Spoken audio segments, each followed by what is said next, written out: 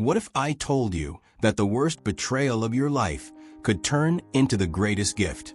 That the man who made you cry tears of pain could one day make you smile tears of gratitude? This is the story of Teresa Monson, a woman who discovered that sometimes we need to be completely broken to be reborn stronger. A story that will make you question, is there a limit to forgiveness? Is it possible to rebuild love on the ruins of hurt? But before we get to forgiveness, you will witness a mother's most painful journey. You will see a woman being betrayed at the most vulnerable moment of her life. You will witness the supernatural strength that only a mother possesses when she needs to save her child. Have you ever wondered how far a mother is willing to go to save a child?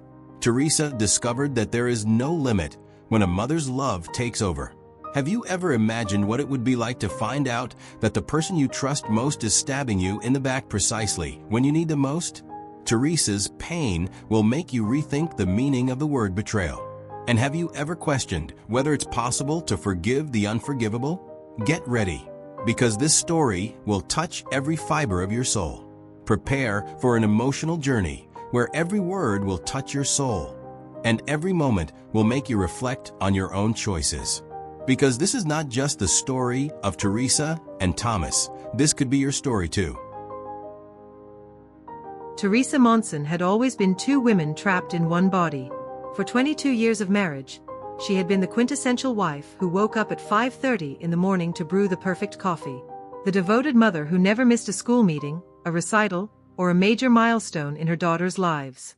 The impeccable homemaker whose suburban Denver, Colorado house was a haven of peace and order.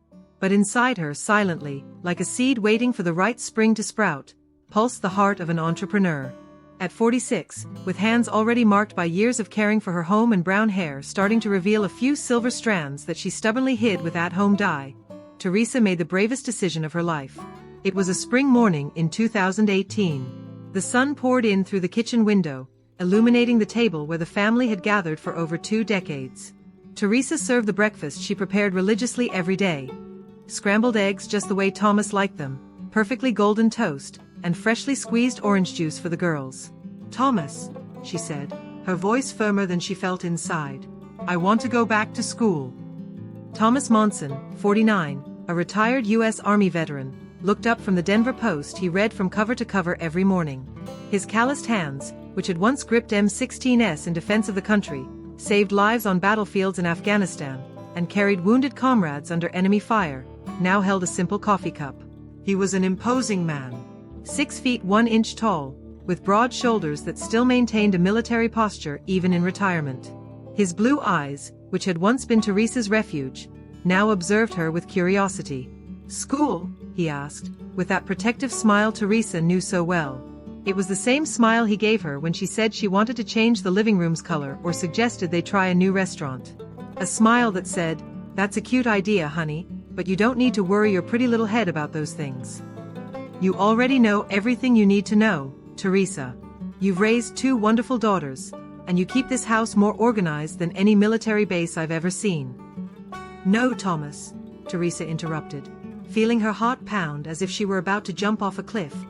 "I want to go to college. For business administration." The silence that followed was so thick it seemed to have a physical weight. Marina, 14, stopped chewing her toast. Eva, 8, looked from her mother to her father as if sensing that something important was happening. Thomas lowered his newspaper completely, folded it with a military precision he applied to everything in life, and stared at his wife. In those blue eyes that had once been her protection, her safe harbor, Teresa saw something she had never seen before: resistance. "Business administration," he repeated slowly, as if tasting something questionable. "What for, Teresa? Our life is good just the way it is. The girls are grown, and you have time to dedicate to the house, to me, to your friends from the Methodist Church." "That's exactly why." Teresa moved closer to the table, placing both hands on the wooden surface she herself had waxed the day before. Her hands trembled slightly, but her voice didn't betray the storm she felt inside. "Exactly because the girls are grown. Because I finally have the time to pursue the dream I've held deep in my heart for 22 years. Thomas placed his large hand over Teresa's. It was a gesture that used to calm her, resolve any tension, and make her feel protected. But this time, for the first time in over 2 decades, she felt that hand like a shackle. "Teresa, my love," he said with that low, controlled voice he used when he wanted to be especially convincing. "You don't have to prove anything to anyone. You're already perfect just the way you are. You're the wife every man dreams of having, the mother every child deserves." But Teresa no longer wanted to be called perfect just for being a wife and mother. She wanted to be admired for her accomplishments, for her intelligence, for her ability to turn dreams into reality. She wanted her daughters to see her not just as the woman who took care of them, but as the woman who had the courage to go after her own dreams. "I need this, Thomas. I need it for myself. I need to feel whole." The last words came out as a whisper, but they echoed in the kitchen like a scream. Thomas sighed deeply, picked up his pickup keys from the table, and stood up. He kissed Teresa's forehead, that protective, condescending kiss she was starting to hate, and said, "All right, honey. If that's what you need to feel fulfilled, I support you." Teresa smiled, but she didn't know that his support would only last until Thomas discovered she didn't just want to study. She wanted to conquer the world. The first months of college were the most invigorating of Teresa's adult life. She had enrolled in the evening business administration program at the University of Colorado, Denver, and each class felt like an encounter with a version of herself she didn't know existed. She woke up at 5 a.m., the same time as always, but now it wasn't just to prepare the family's coffee. It was to study. Sitting at the kitchen table with a still steaming cup of coffee and her books spread out, Teresa devoured concepts of marketing, financial management, and human resources. During the day, she maintained her usual routine, taking Eva to school, picking her up for lunch, helping with homework, preparing dinner, and taking care of the house. But at 6:30 p.m., she transformed. She would take a quick shower, put on her best outfit, which wasn't much different from the others, but she chose it with special care, and head to the university. Thomas, initially, made jokes. "There goes our college student," he'd say with a smile as she grabbed the keys to the Honda Civic. "Don't be too late, okay? Breakfast will be waiting for you early tomorrow." But as the weeks passed, Teresa started coming home later. Not because the classes ran longer, but because she stayed in the library studying, or chatting with classmates about projects, or simply soaking in that academic environment that made her feel alive in a completely new way. "How was your day?" Thomas would ask every night at dinner, but Teresa noticed the question sounded less and less interested and more like a formality. "Wonderful," she would reply, her eyes shining in a way Thomas no longer recognized. "Today we studied strategic planning, about how to turn a simple idea into a prosperous business. Did you know that 80% of big American companies started with one person who had the courage to step out of their comfort zone?" Marina, now 14 and in the throes of rebellious adolescence, listened with an admiration she tried to hide. Eva, 8, hung on her every word as if her mother were telling the most fascinating story in the world. Thomas ate in silence, cutting his steak with more force than necessary. It was on a winter night, when the temperature had dropped drastically and the wind rattled the windows, a typical Colorado winter, that the first real confrontation happened. Teresa had papers spread all over the kitchen table, printed spreadsheets from college, hand-drawn charts, logo sketches, and business plans written in the neat cursive she'd kept since adolescence. Thomas came downstairs for a glass of water.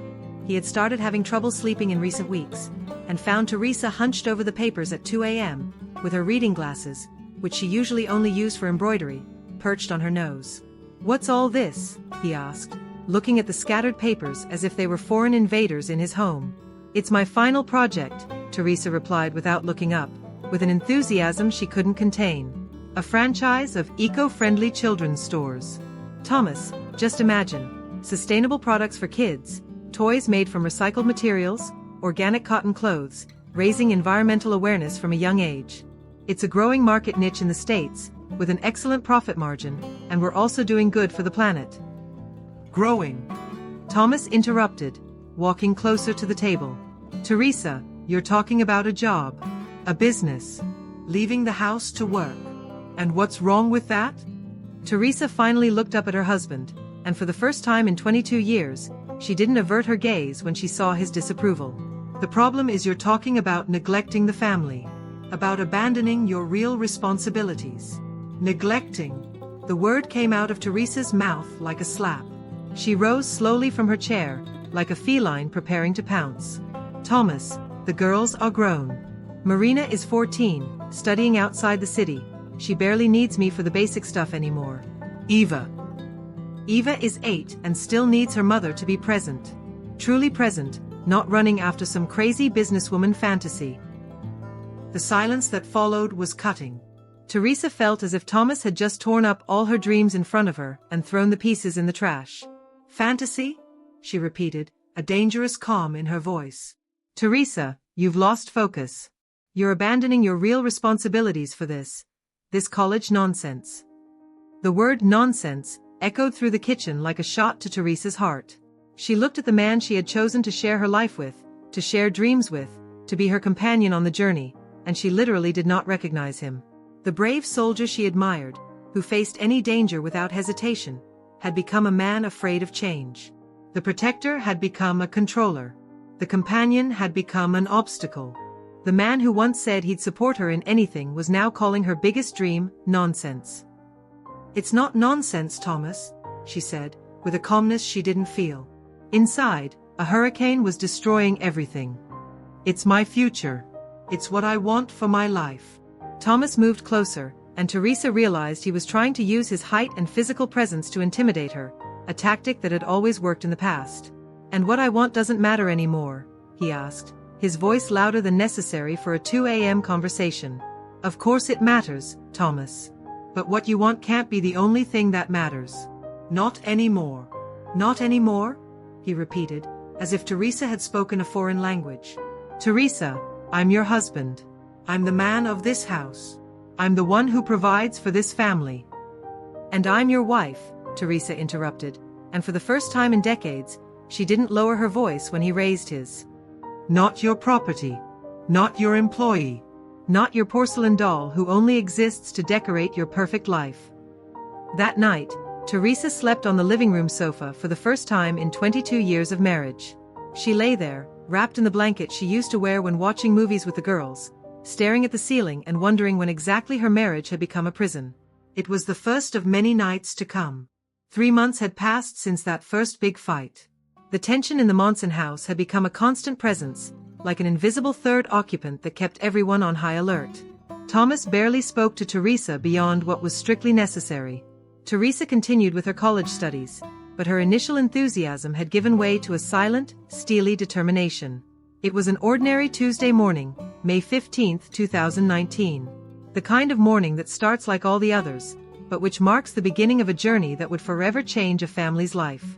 Teresa was in the kitchen preparing breakfast, scrambled eggs, toast, orange juice.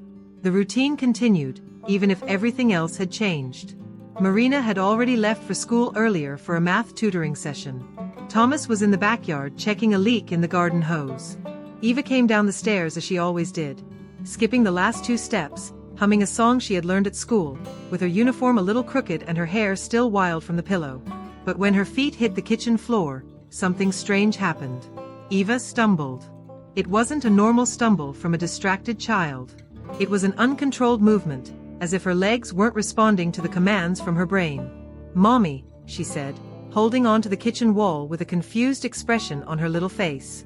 "My leg feels kind of funny today." Teresa, who was flipping the eggs in the pan, looked at her youngest daughter with that sixth sense only mothers possess. A cold, inexplicable feeling crept up her spine. "Funny how, my love?" she asked, turning off the stove and moving closer to her daughter. "Kind of weak. Like it doesn't want to hold me upright. It's a weird feeling, like when your leg falls asleep, you know? But it's not quite that." Teresa knelt in front of her daughter, placing both hands on Eva's thin arms. The girl had always been small for her age, delicate as a bird, but always full of energy. Always running, jumping, and dancing around the house. "Did you sleep badly? Have a nightmare? A bad dream?" "No, Mommy. I slept great. I even dreamed that we were princesses and you were the queen of a really big castle. But when I woke up and got out of bed, it was weird. Like my body wasn't mine." An alarm began to sound in Teresa's head. It was a silent, instinctive alarm that all mothers know. The alarm that goes off when something is wrong with a child, even if you can't explain what it is. Thomas came in through the back door at that moment, wiping his dirt-covered hands on an old rag. He wore a faded gray t-shirt and denim shorts, the weekend uniform he'd worn religiously since he retired. "What's going on?" he asked, seeing Teresa kneeling on the floor and Eva leaning against the wall. "Eva's leg feels weak," Teresa explained, but her voice already had that tone of concern that mothers recognize immediately. Thomas chuckled, that chuckle that Teresa had begun to hate in recent weeks, which minimized any worry she had and made her feel hysterical and over the top. "Oh, Teresa, you're overreacting. The girl must have slept in a weird position, must have strained her leg playing yesterday. Eva, come here, princess." Eva smiled at her dad, that beautiful, spontaneous child smile, and tried to run to him, as she did every morning. It was their ritual. Eva would run and jump into Thomas's arms, and he would lift her into the air and spin her around. But this time was different. Eva took 2 steps and her legs gave out. It wasn't a dramatic fall, she didn't faint.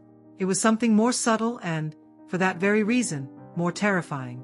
Her steps were unsteady, wobbly, as if she were learning to walk all over again. The smile vanished from Thomas's face. "Eva," he called, his voice now filled with concern, as he bent down to his daughter's level. "What happened, princess?" The girl tried to run again, determined to complete their morning ritual. But her legs simply buckled, and she fell to the kitchen floor. The world stopped. Teresa felt as if the air had been sucked from her lungs. Thomas was paralyzed for a second that felt like an eternity. Eva lay on the floor, looking at her own legs with a heartbreaking confusion. "It didn't hurt, Mommy," Eva said, trying to get up by herself. "It didn't hurt at all. But, why won't my legs obey me?" In that moment, Teresa felt a cold dread she had never felt before in her life. It was the primal fear of a mother who realizes something might be very, very wrong with her child. It was a nameless, formless fear that freezes the blood in your veins. "We're going to the doctor," she said, trying to keep her voice calm as she helped Eva up and into a chair. "Now, Teresa, there's no need to overreact." Thomas began, but there was uncertainty in his voice now. The chuckle was completely gone. Teresa turned to him with an expression he had never seen before. It was pure determination, raw maternal instinct, a primitive force that would not tolerate any argument.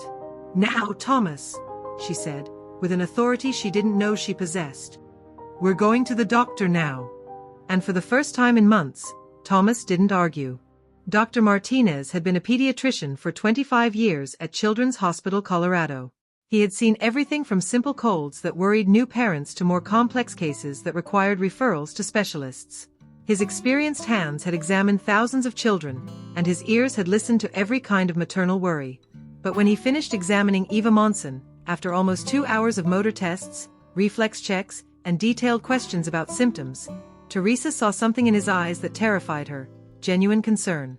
Dr. Martinez was a 58-year-old man with graying hair and gold-rimmed glasses, always with a reassuring smile for the kids and a comforting word for the parents. But when he took the stethoscope from his neck and sat down in his office chair, his face was serious in a way that made Teresa's stomach churn. "I'd like to speak with the parents," he said, looking at Eva, who was playing in the corner of the room with some educational toys scattered on a small table. Eva stayed in the playroom attached to the office, a colorful little room full of children's books, puzzles, and dolls, while Teresa and Thomas went into the consultation room. Teresa squeezed Thomas's hand tightly. For the first time in months, they were completely united in something: their fear for their daughter's well-being. "Doctor," Teresa began, but her voice came out choked. She cleared her throat and tried again. "What's wrong with my daughter?" Dr. Martinez clasped his hands on the table, a posture Teresa immediately recognized. It was the stance people take when they have to deliver bad news.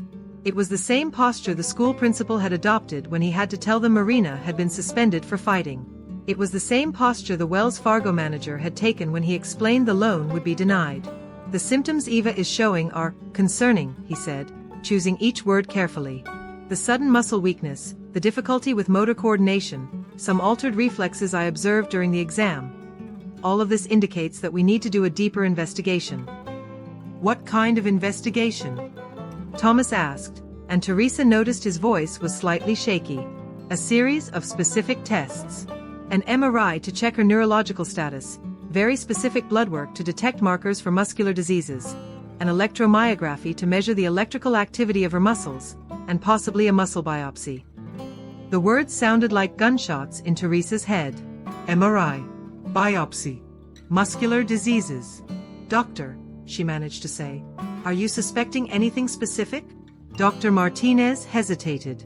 It was a hesitation of just 3 seconds, but to Teresa it felt like hours. I'm suspecting a neurological condition. It could be a degenerative muscular disease. There are several possibilities, some more serious, others less so, some treatable, others. He didn't finish the sentence, but Teresa perfectly understood what he didn't say. Doctor, she insisted, feeling as if she were sinking into quicksand, is my daughter going to be okay? The doctor looked her directly in the eyes. It was the look of someone who had delivered this kind of news many times, someone who knew that honesty, even if painful, was always better than false hope. Teresa, Thomas, I can't guarantee anything without the test results. But I can guarantee that we will do everything in our power to find out exactly what Eva has and what the best available treatment is. Teresa felt the world spinning around her. The office room, with its white walls and framed diplomas, started to move as if she were on a broken carousel. What if it's something serious? She asked, her voice almost inaudible. If it's something serious, we'll face it together. Eva is a strong girl, you are a strong family, and medicine has evolved a lot. There are treatments, therapies, ways to maintain a quality of life. Thomas leaned forward in his chair. Doctor, be straight with us. In the worst-case scenario, what are we facing? Dr. Martinez took a deep breath. In the worst-case scenario, we're talking about a progressive degenerative muscular disease. This would mean increasing mobility limitations, possible future respiratory complications, and the need for long-term special care. The silence that followed was deathly. Teresa left the office completely transformed. The woman who had entered was a mother concerned about her daughter's strange symptoms. The woman who left was a warrior about to enter the most important battle of her life. And she had no idea that while fighting to save her daughter, she would also have to fight against her own husband's betrayal. The days that followed the appointment with Dr. Martinez were a whirlwind of hospitals, labs, waiting rooms, and medical forms. Teresa became an expert at navigating the American healthcare system.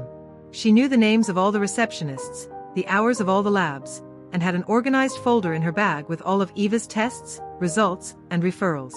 Eva, with her 8-year-old self and that inexplicable courage only children possess, faced it all as if it were a great adventure. She had turned the exams into a game, creating stories about the doctor detectives who were helping her solve the mystery of the dancing legs. Mommy, she said during yet another blood draw, looking fascinated by the needle, why do I have to have so many tests? Because doctors are like detectives, my love, Teresa replied, holding her daughter's small, warm hand. They need to gather all the clues to find out exactly what's happening and how to help you get better. And after they find out, will I be able to run and jump like before? Teresa swallowed hard before answering. The doctors will do everything they can to help you, princess. And I'll do even more. Meanwhile, Teresa was pushing herself in a way she didn't even know was possible. In the morning, she took Eva to medical appointments, monitored every procedure, and took detailed notes of everything the doctors said. In the afternoon, when there were no appointments, she rushed to the university to not miss her classes. At night, after putting the girls to bed, she studied until the early hours of the morning. Because now, more than ever, she knew she had to graduate. It wasn't just about fulfilling a personal dream anymore. It was about survival. It was about being prepared for whatever came next.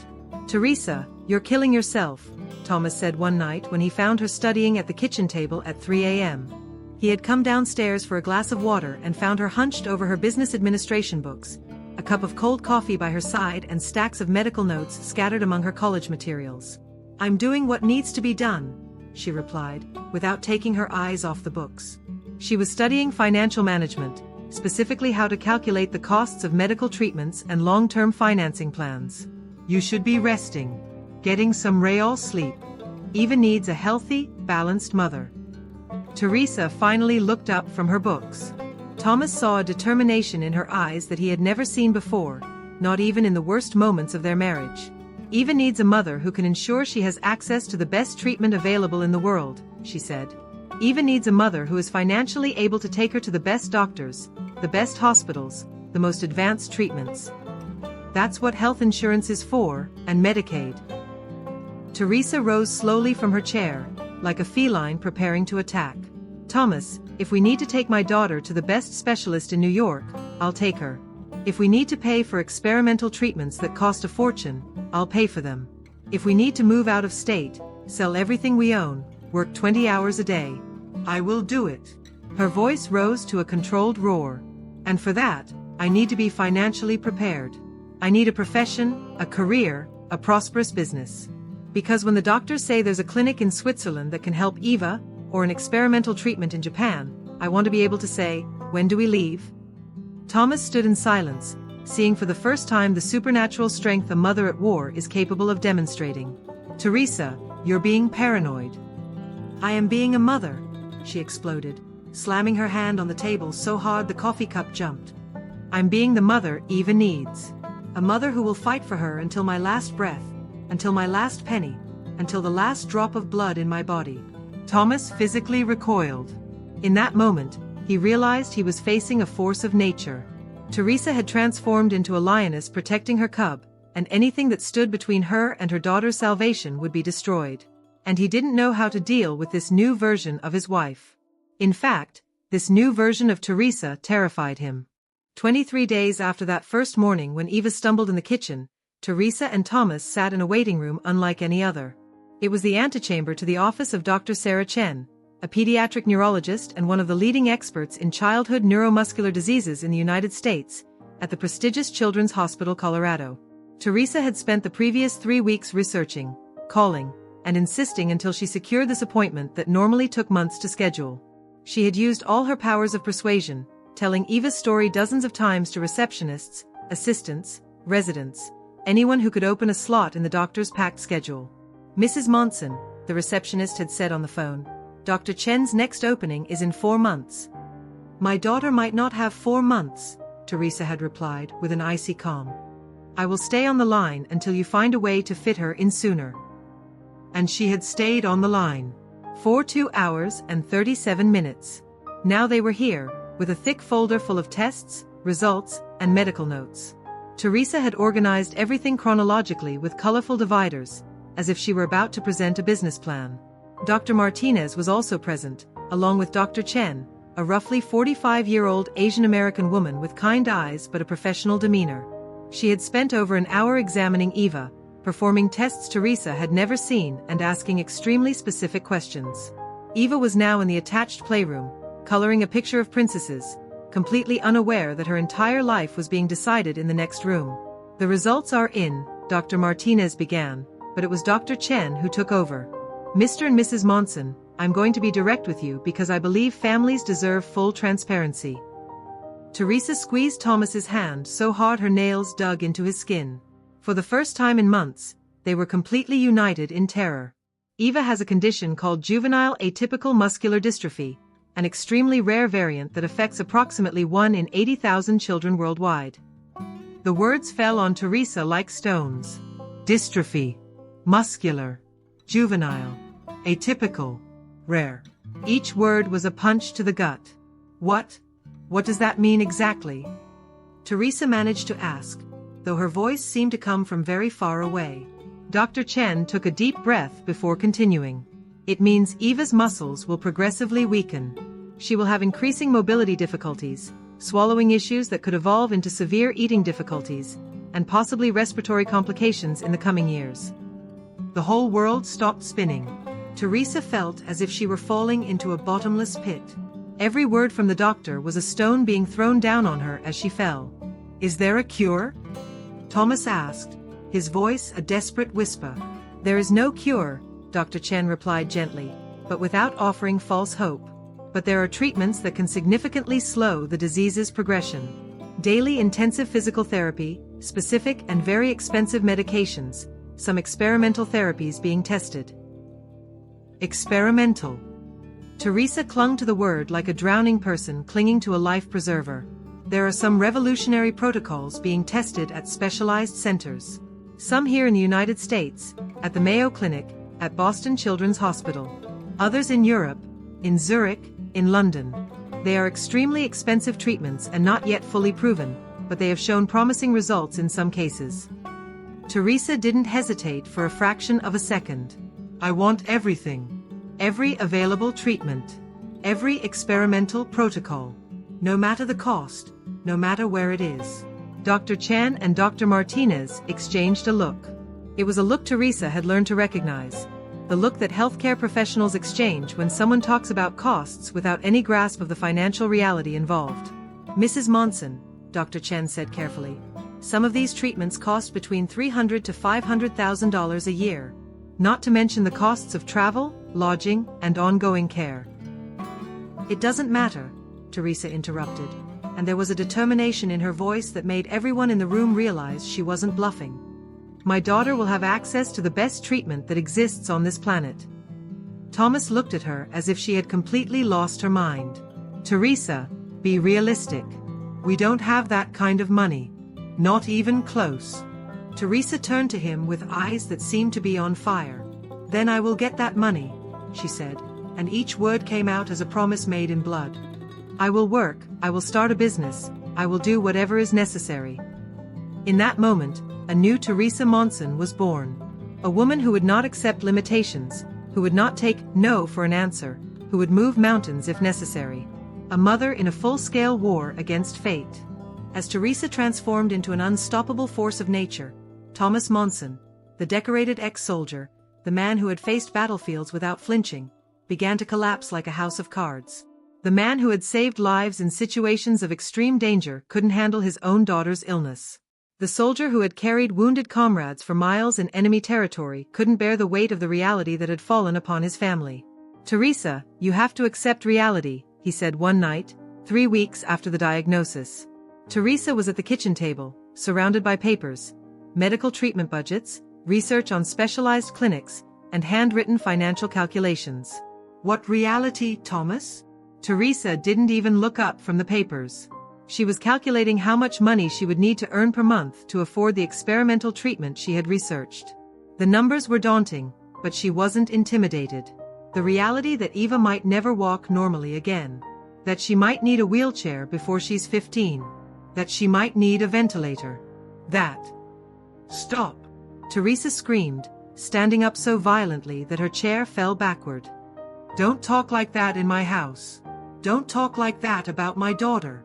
Teresa, I'm trying to protect you from an even bigger disappointment. You're not trying to protect me, Thomas. You're giving up. You're giving up on our daughter before we've even started to fight. Thomas felt as if he had been punched directly in the heart. How dare you say that to me? I love Eva more than my own life. Then prove it. Teresa exploded. Stop talking about wheelchairs and ventilators and help me find the solutions. Help me research treatments, calculate costs, fight for her. But Thomas couldn't. The strength he had always had to fight external enemies simply didn't exist when the enemy was invisible, microscopic, and genetic. That same night, Thomas opened the first bottle. It was just a Budweiser. Just to relax, he told himself. To get some sleep. The following week, it was 3 beers a night. The next month, it was half a liter of Jack Daniels. Teresa was so focused on Eva, so consumed by researching treatments and organizing medical care, that at first, she didn't notice. Or perhaps she didn't want to notice. She had too many problems to solve to add another to the list. But when she did notice, it felt like another blow in a fight she was already losing on points. Thomas, are you drinking? It was a Friday night. Teresa had spent the entire day at a medical appointment with Eva, then rushed to the university for an important presentation, and arrived home at 10:30 p.m. Thomas was on the living room sofa, with a half-empty bottle of bourbon on the coffee table and his eyes glazed over, staring at the TV.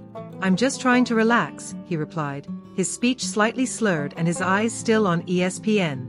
Teresa felt such intense rage that she saw red spots dancing in her vision. Relax? She repeated, with a dangerous calm. Our daughter is sick. I'm killing myself working and studying to pay for her treatment, and you're here, relaxing? Our daughter is sick and you're killing yourself with work. You're not even home anymore, Teresa. You leave in the morning and get back at night. The girls barely see you. I am fighting for them, Teresa screamed. I'm chasing after every possibility, every treatment, every chance to save our daughter. And I'm trying to survive the fact that our daughter might die. The silence that followed was deadly. Teresa looked at the man she had married and literally did not recognize him. The brave soldier had become a drunken coward. The family's protector had become another burden to carry. "She is not going to die," Teresa said, in a voice so low and cold that Thomas shivered. "Because I won't let her. But apparently, I'm going to have to do this alone." That night, Teresa understood that she hadn't just lost her daughter's health. She had also lost her companion of 22 years. She was alone in the most important war of her life. 6 months had passed since Eva's diagnosis. 6 months of treatments, physical therapy, expensive medications, and specialist consultations. 6 months of Teresa working like a machine, caring for Eva by day, studying at night, and researching international treatments on weekends. Thomas had become a ghostly presence in the house.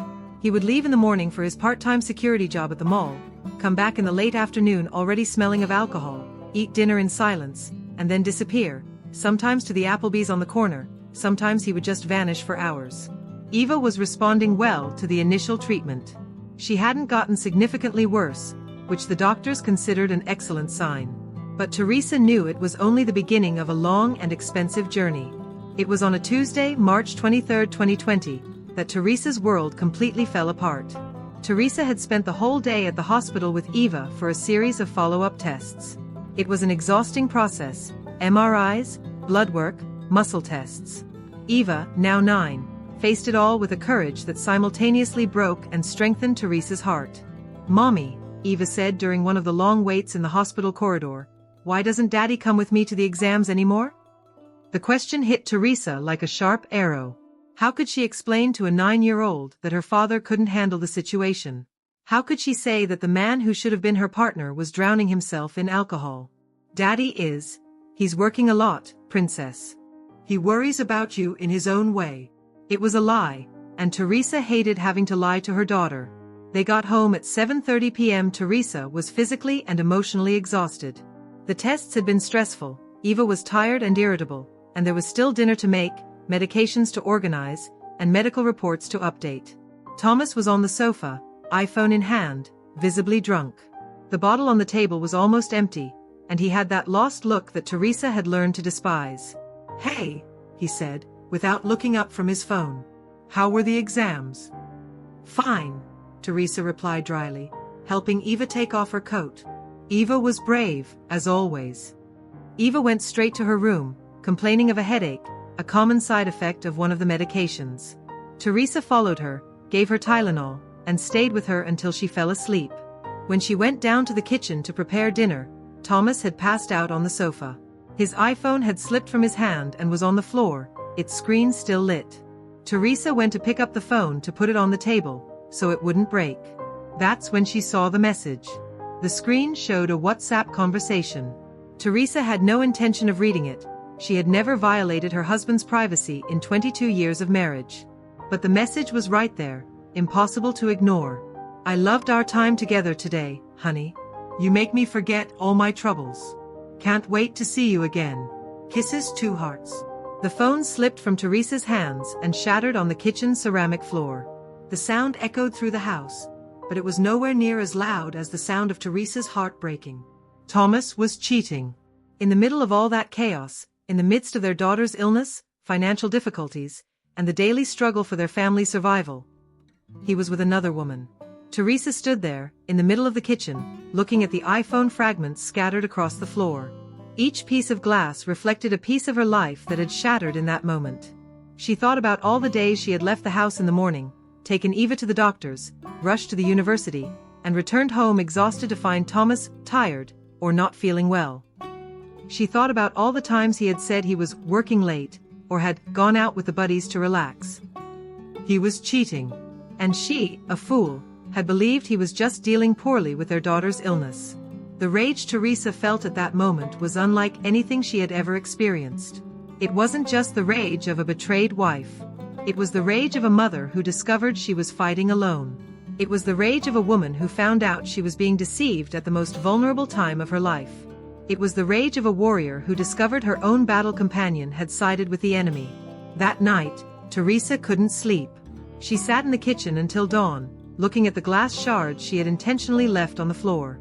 Each shard reflected a memory. Their first date, the marriage proposal, the birth of their daughters, the plans for the future that now seemed to have happened in another life.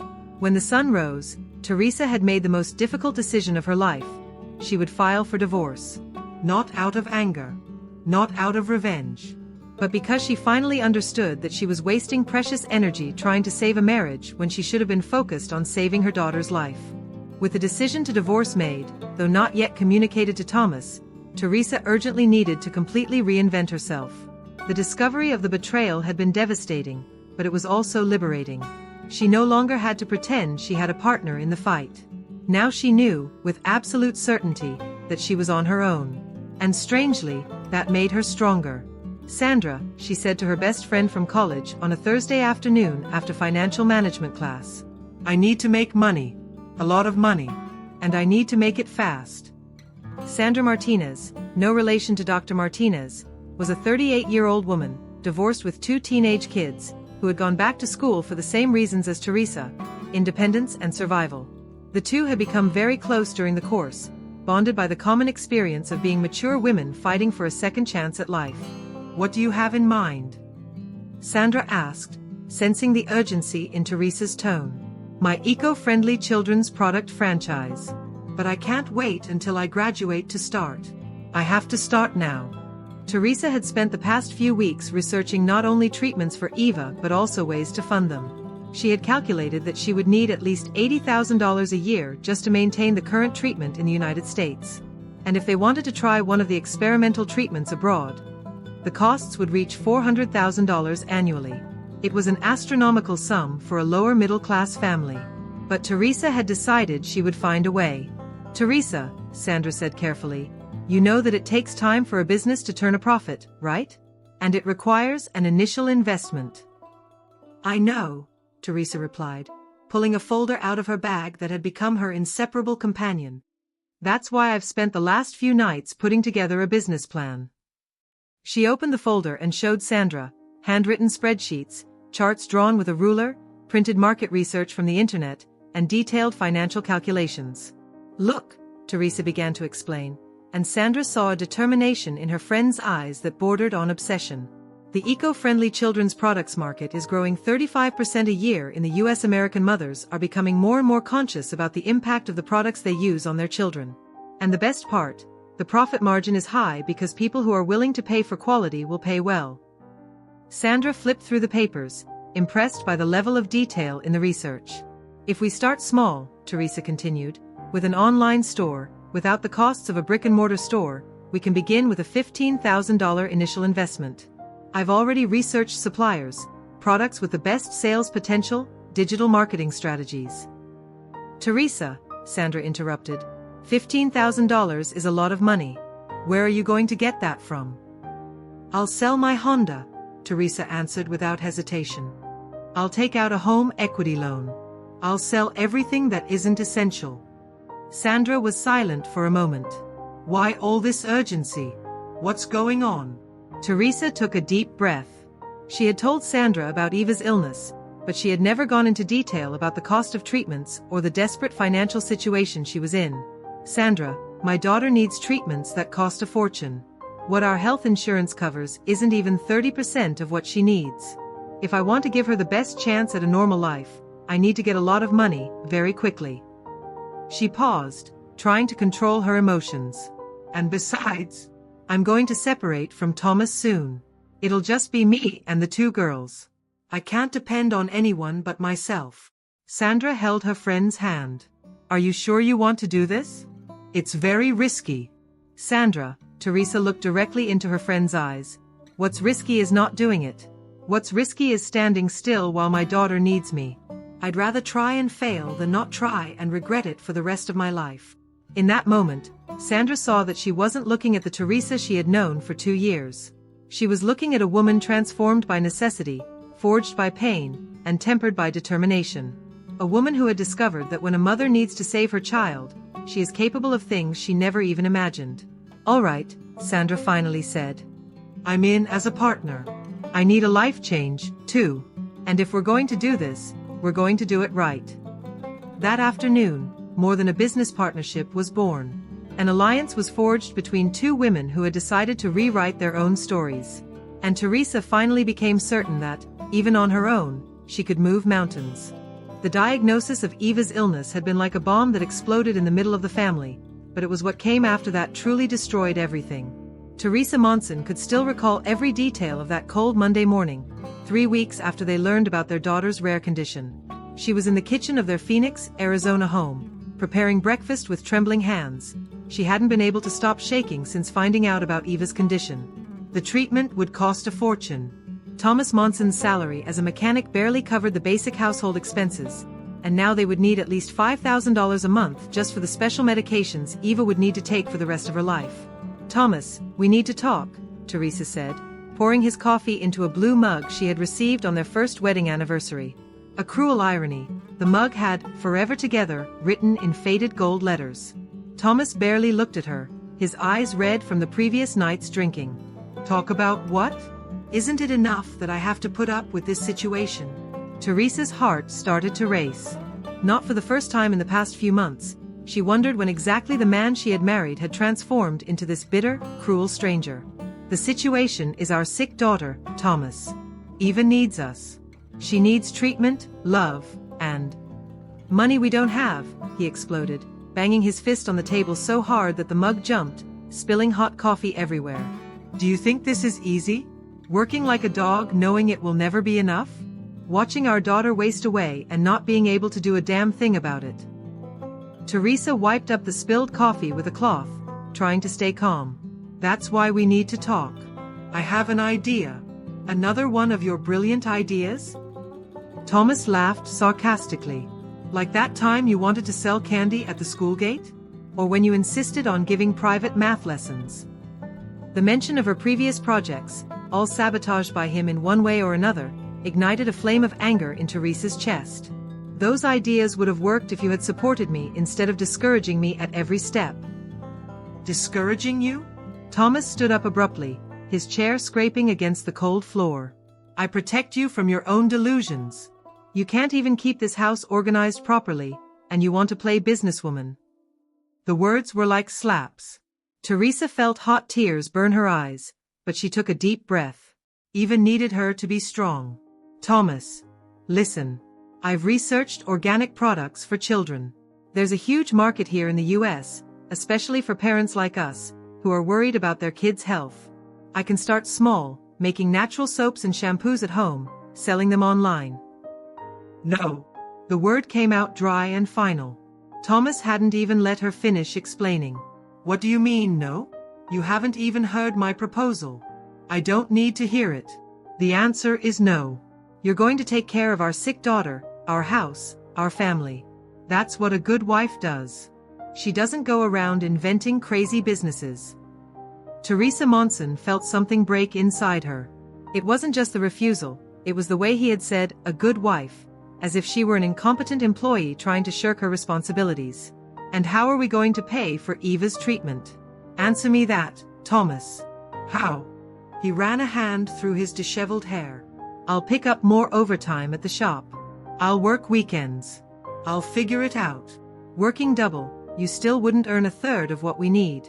Be realistic." "Realistic?" Thomas laughed bitterly. "You want me to be realistic? Fine, I'll be realistic. Our daughter is doomed. Those expensive medicines will only prolong her suffering. Maybe it's better to accept reality and—" The slap Teresa gave him echoed through the kitchen like thunder.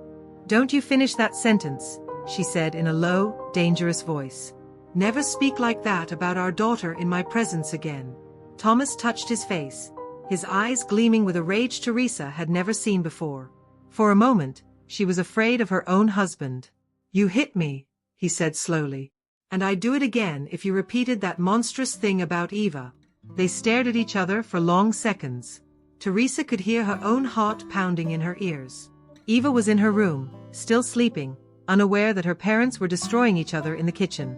"You've changed," Thomas said finally. "You're not the woman I married." "I've changed." Teresa laughed without humor.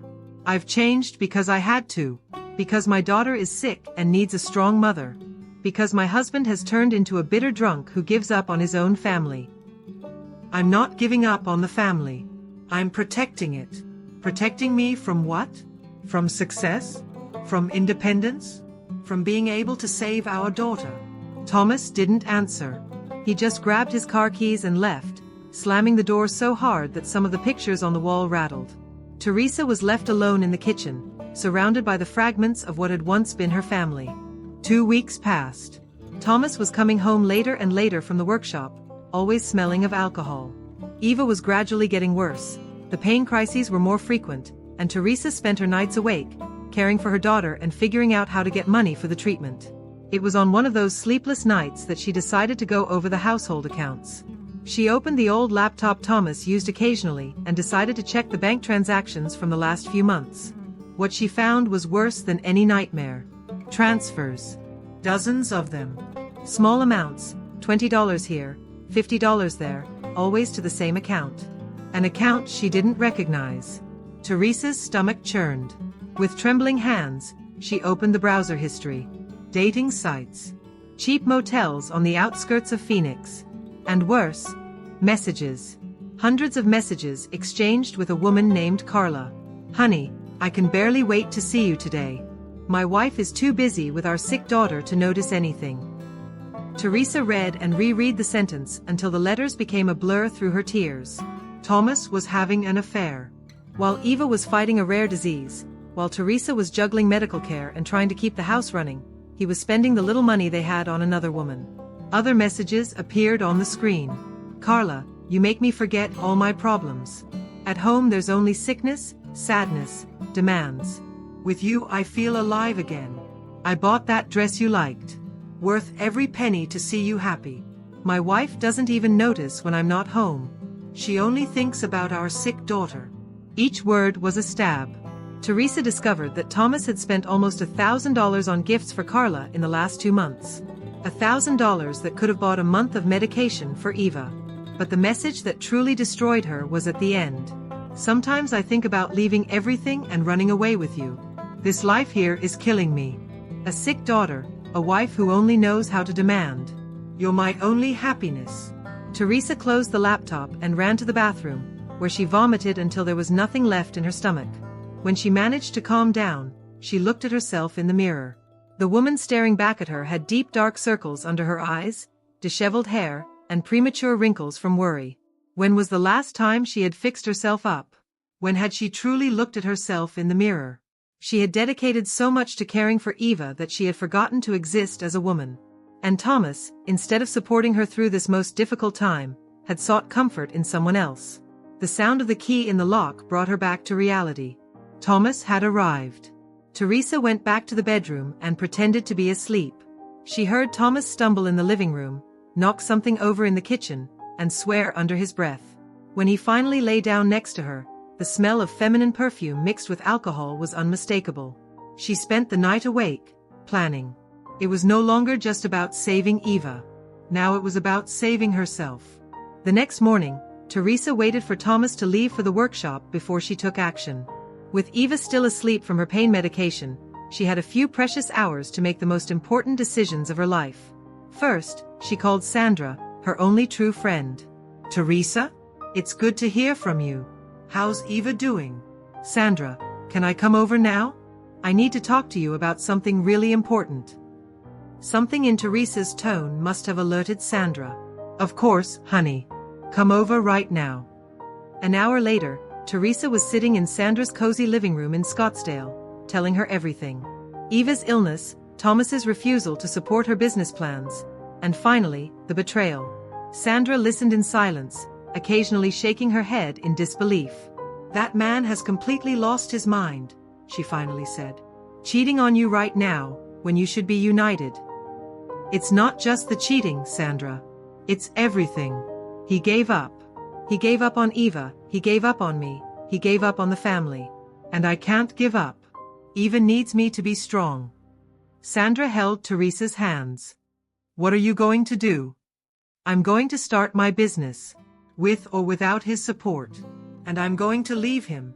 "Are you sure?" Teresa thought for a moment. 5 years ago, the idea of leaving Thomas would have been unthinkable. She had loved him so much, believed so much in their future together. But that Thomas was gone. The man who was sleeping next to her every night was a cruel, cowardly stranger. I am. But I need a favor. Can I use your kitchen to make the first products?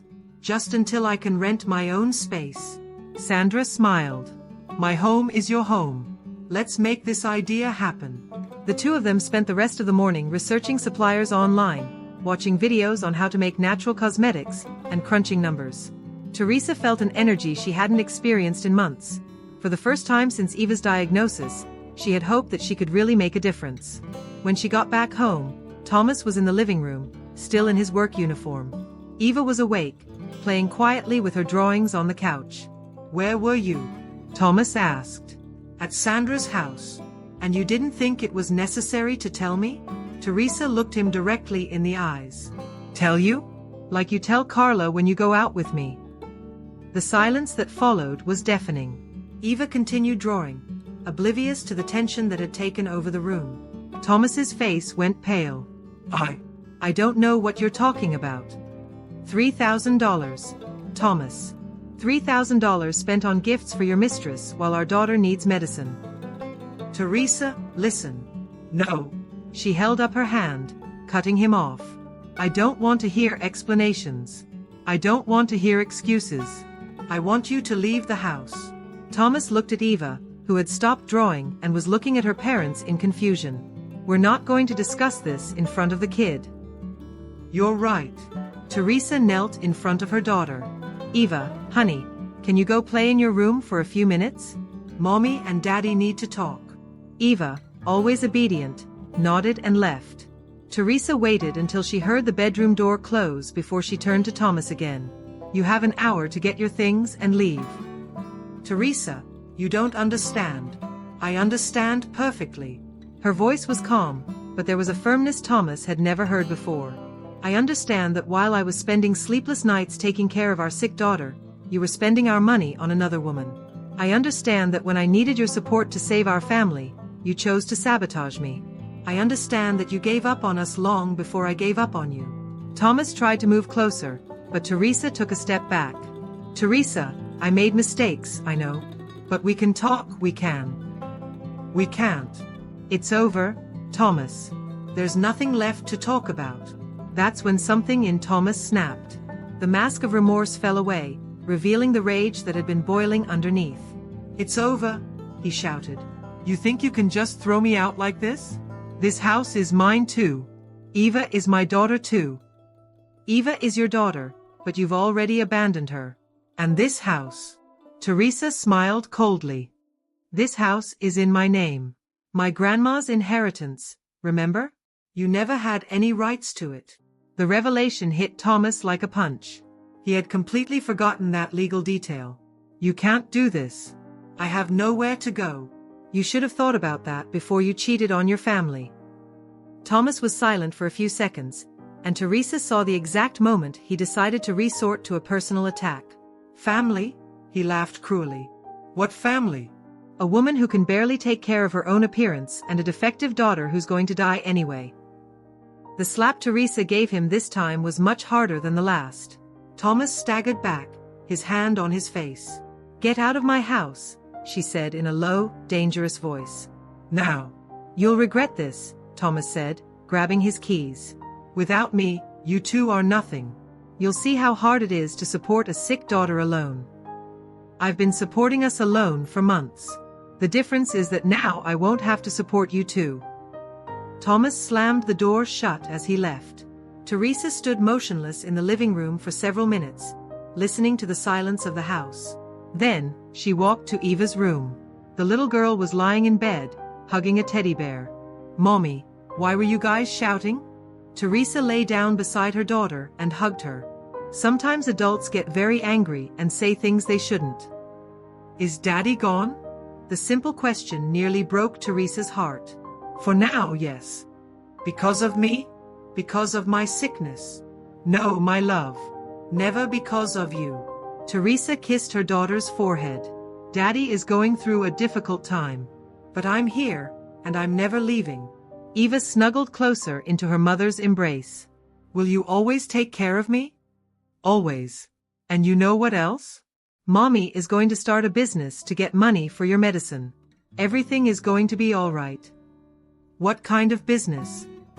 Teresa smiled, feeling a strange sense of peace in her heart for the first time in months. I'm going to make special products for kids. Shampoos, soaps, lotions. Everything made with lots of love and care. Can I help? Of course you can. You'll be my special consultant. They held each other for a long time.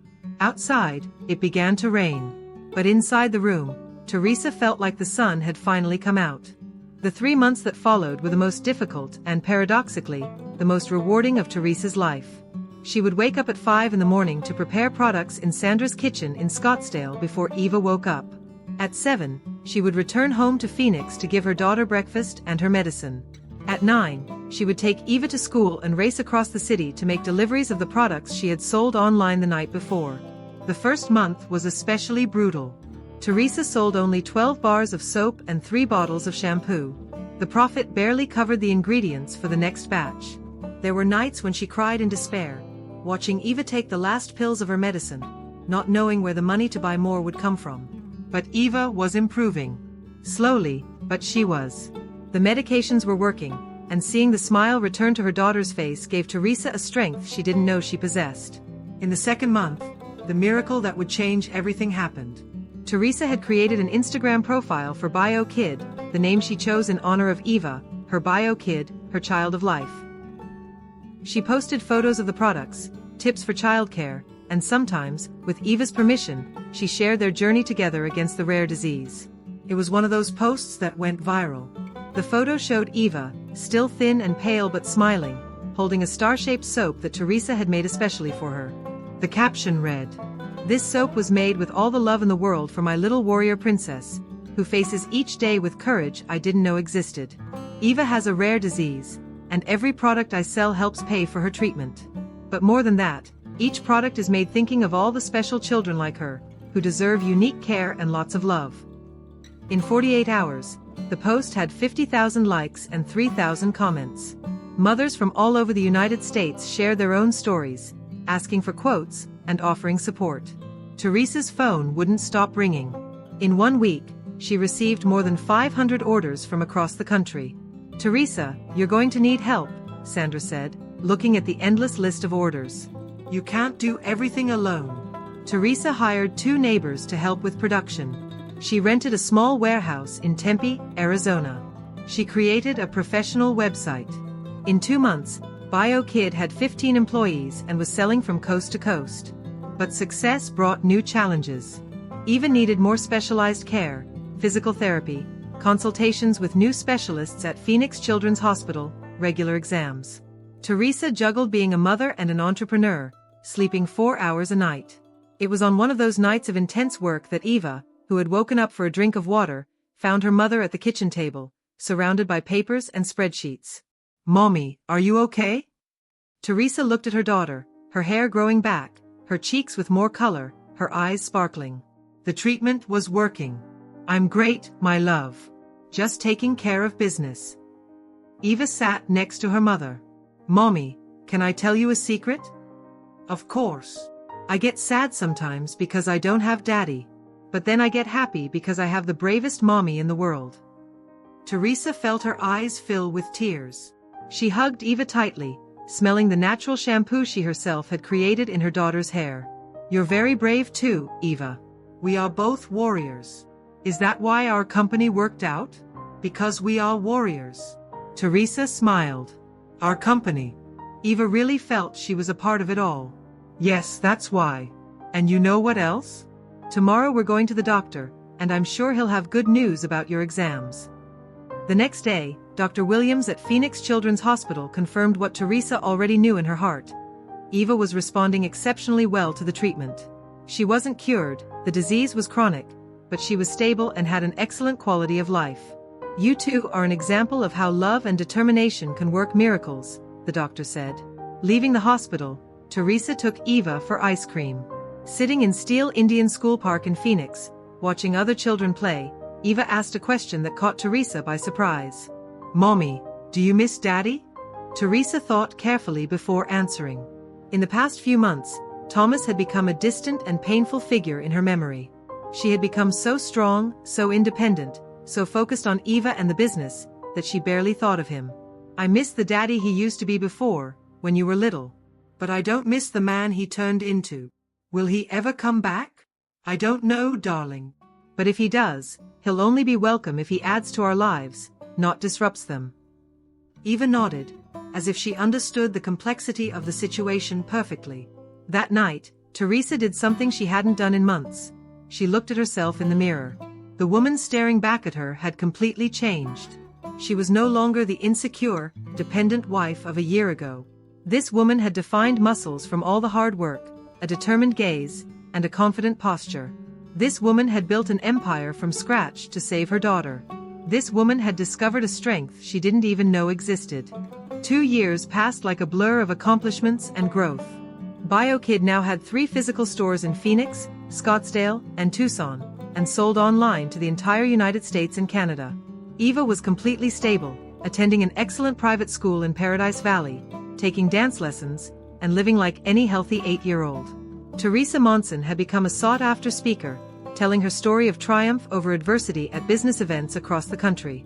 She was featured in Entrepreneur magazine, interviewed on Good Morning America, and became a symbol of maternal strength and female entrepreneurship.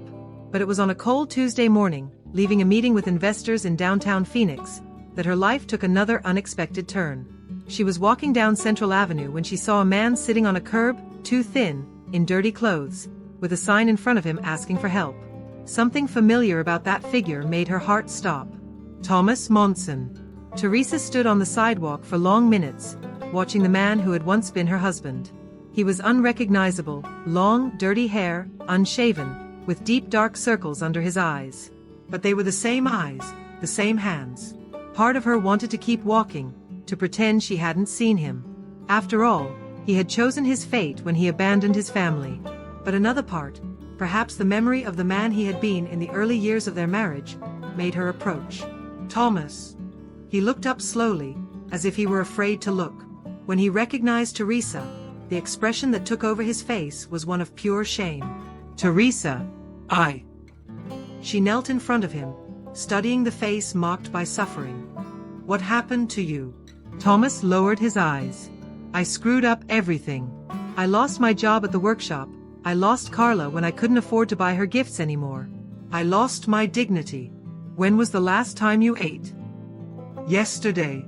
I think yesterday." Teresa felt something stir in her chest. It wasn't love. That feeling had died a long time ago. It was compassion. Compassion for the broken man in front of her, who had once been her daughter's father. "Come with me," she said, holding out her hand. Thomas looked at her with surprise. "Teresa, I don't deserve." "Maybe not. But Eva deserves to have a father who's alive." She took him to a nearby Denny's and watched him devour a plate of food as if he hadn't eaten in days, which was probably true. Afterward, on an impulse she couldn't explain herself, she took him to a simple motel and paid for a week's stay. "Why are you doing this?" Thomas asked at the motel's front desk. "Because Eva asks about you every week. And because, despite everything you did, you're still her father." Thomas began to cry, a silent sob, a mix of shame and gratitude. "Teresa, I know I have no right to ask this, but can I see Eva?" Teresa studied his face for a long moment. "You can. But first you're going to get clean, get treatment, get rehabilitated. Eva can't see you like this." "I don't have money for treatment." "I'll pay," she said simply. "But there's one condition, you're going to do everything right. You're going to stop drinking, you're going to go to therapy, you're going to take care of your health. If you fail even once, you disappear from our lives forever." Thomas nodded vigorously. "I promise. I swear I'll do everything right this time." Over the following months, Teresa monitored Thomas's recovery from a distance. He kept his word. He stopped drinking, went to therapy, got a job at a small workshop in Glendale, and rented a simple but clean apartment. And on a Sunday afternoon, 6 months later, Teresa came home with Eva and found Thomas waiting at the door, clean, well-dressed, with a bouquet of flowers. Eva ran to him. "Daddy, you came back."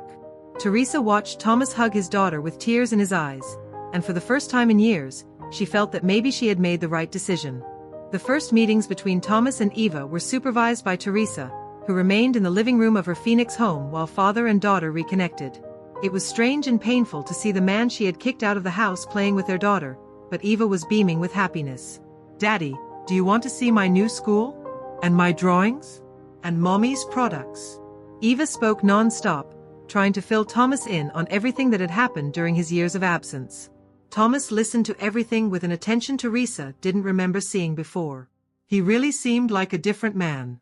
After Eva went to sleep, Thomas approached Teresa in the kitchen. Can I tell you something? Teresa nodded, without stopping washing the dinner dishes. I wanted to apologize to you. Not just for the obvious things, the cheating, the abandonment, the cruel words, but for wasting the years we had together. For trying to belittle you when you only wanted to grow. Teresa continued washing the dishes, but she was listening to every word. I spent hours in therapy trying to understand why I did that. Why I sabotaged you, why I drank, why I ran away when things got difficult. And did you figure it out? Thomas leaned against the sink, looking at his own hands. My mother was very similar to you. Smart, ambitious, full of dreams. And my father hated that about her. He used to say that a woman who wanted to be more than a housewife was doomed to destroy the family. Teresa stopped washing the dishes and looked at him. When I was a kid, I saw my mother give up everything she dreamed of to keep my father happy. I saw her wither, become bitter, and turn into a sad and frustrated person. And I grew up thinking that's how it worked, that if the woman grew too much, the man would leave. So you tried to diminish me before I abandoned you? Thomas nodded, his eyes full of tears. I was so afraid of losing you that I ended up losing you in the worst way possible. And when Eva got sick, I panicked.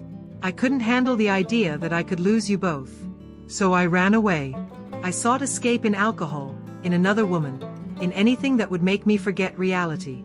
Teresa dried her hands on the dish towel and turned to face him completely. And now? What changed? I lost everything, Teresa. Literally everything. I was on the street, I went hungry, I slept in the cold. And you know what the worst moment was? He stopped, his voice choked up. It was when I saw a picture of you in a magazine, talking about Bio Kid. You looked beautiful, accomplished, victorious. And Eva was next to you, healthy and smiling. You both had achieved all of that without me. In fact, you had achieved it because I had left your lives. Teresa felt a lump in her throat. That's when I understood that the problem was never you wanting to fly. The problem was always me trying to cut your wings. And I understood that a real man isn't threatened by the success of the woman he loves. He's proud. They were silent for a few minutes. Teresa processed the words. Thomas waited for a reaction. Teresa, I know that I don't deserve forgiveness. I know that I destroyed our family at the moment you needed me most.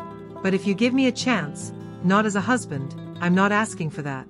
But as Eva's father, as someone who can truly support you this time. Teresa looked out the kitchen window, seeing the garden that she herself had planted in recent years. Every flower there had grown with her care, her dedication, her love. Thomas, I built a new life. Eva and I are happy. We are independent. I don't need you for anything, material or emotional. His face fell, and Teresa saw that he thought he was being rejected again. But, she continued, Eva needs her father. And maybe I have room in my life for a friend who truly supports me. Someone I can trust. Thomas looked at her with cautious hope. You would trust me again? Not yet. Trust is built with time and actions. But I'm willing to give you that chance. The following months were a period of careful reconstruction. Thomas visited Eva twice a week in Phoenix, always punctual, always sober. He took her to the Desert Botanical Garden, helped with her homework, and attended doctor's appointments at Phoenix Children's Hospital. Teresa watched everything with the attentiveness of a protective mother, but little by little, she began to relax. This Thomas truly seemed different. He was more present, more caring, more mature. One Saturday afternoon, while Eva was playing in the backyard, Thomas helped Teresa assemble a new bookshelf for her home office. You've changed so much, he said, screwing in one of the pieces. Not just physically. You're stronger, more confident. I had to change. Circumstances forced me to. No. You always had that strength. I just didn't let it show. Teresa stopped what she was doing and looked at him. There was a sincerity in his tone that she recognized from the first years of their marriage. Thomas, can I ask you something? Of course. Why Carla? What did she have that I didn't? The question had been stored in Teresa's heart for years. She needed to know. Thomas sighed deeply. Carla didn't have anything that you didn't. In fact, she wasn't even close to you. But she was easy. She made me feel important without challenging me to be better. With you, I felt small next to your intelligence, your strength. With her, I felt big, but it was an illusion. Did you love her? No.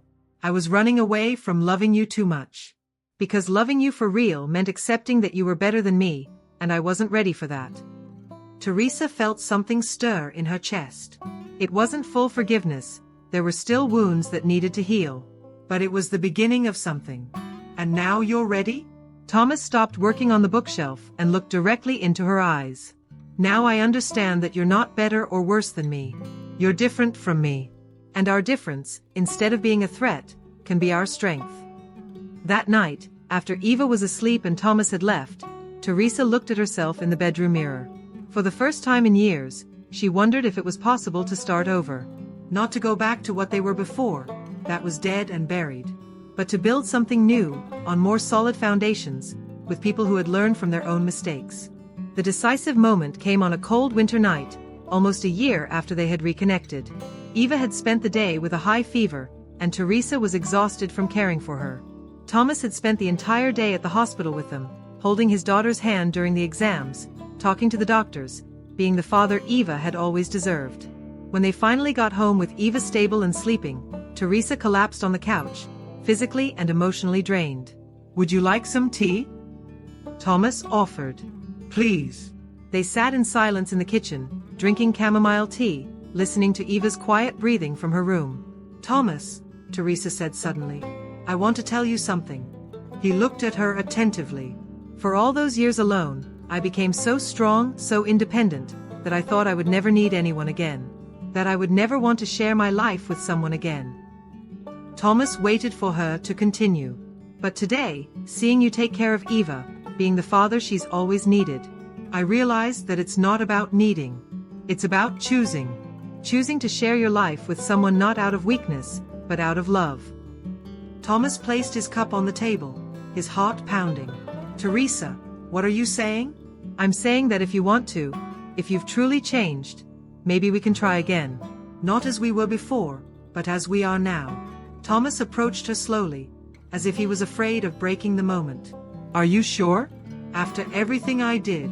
Teresa took his hands, hands that were clean, that no longer trembled from a hangover, that had learned to be gentle. I learned that forgiveness isn't about forgetting what happened. It's about choosing not to let the past destroy the future. And I choose to believe in the man you've become. Thomas began to cry. Tears of gratitude, of relief, of a love that had matured through pain. I love you, he whispered. I love the incredible woman you always were. I love the warrior mother you've become. I love the successful businesswoman you are. I love everything about you, and this time I know how to love you the right way. I love you too, Teresa replied, and it was a revelation to herself. I don't love the man you were, but I love the man you chose to become. They kissed, a kiss unlike any they had ever shared. It was a kiss between two mature people who had been through the fire and chosen to rebuild themselves. From the bedroom, Eva's sleepy voice called out, Mommy? Daddy? Are you there? Teresa and Thomas separated, smiling through their tears. We're here, my love, Teresa answered. Both of you? Both of us, Thomas confirmed. For good this time? Teresa looked at Thomas, seeing in his eyes the same certainty she felt in her heart. For good this time. 5 years later, Teresa was on stage at the city's largest convention center, being honored as Entrepreneur of the Year. BioKid was now an international brand, with stores in 12 countries and thousands of employees. In the audience, Thomas applauded proudly beside Eva, now 13, healthy and radiant. Sandra was there too, an official partner of the company since its 3rd year of operation. This achievement isn't just mine, Teresa said into the microphone. her voice echoing through the packed auditorium. It belongs to all the women who choose not to give up on their dreams, even when the whole world seems to conspire against them.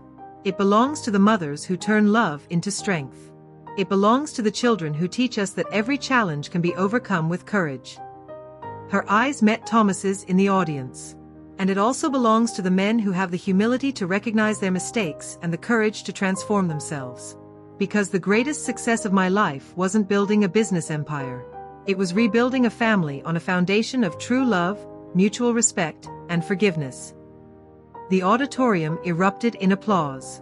Eva stood up, applauding with tears in her eyes.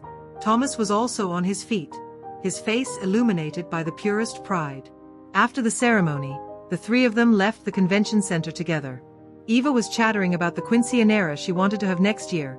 Thomas was making jokes about having to deal with his daughter's suitors, and Teresa was laughing, feeling complete. "Mommy," Eva said suddenly, "do you regret forgiving Daddy?" Teresa looked at Thomas, who smiled shyly. They had talked about this many times, about how to explain the complexity of forgiveness to Eva, about how to teach her that love isn't about accepting anything, but about choosing to fight for something worthwhile. "No, I don't," Teresa replied.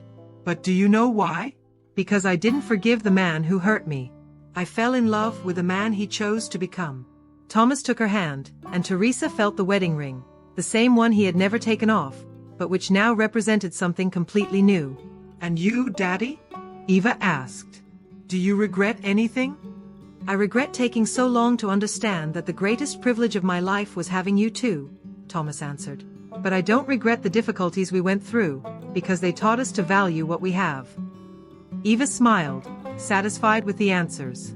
"So you think our story is going to have a happy ending?" Teresa and Thomas looked at each other and laughed. "Our story doesn't have an end, Eva," Teresa said. "It's just beginning." And hand in hand, the three of them walked through the starry night, knowing that no matter what storms lay ahead, they had learned to face them together. Bio Kid would continue to grow. Eva would become a strong and determined young woman. Thomas would continue his journey of daily redemption, proving with actions that change is possible. And Teresa?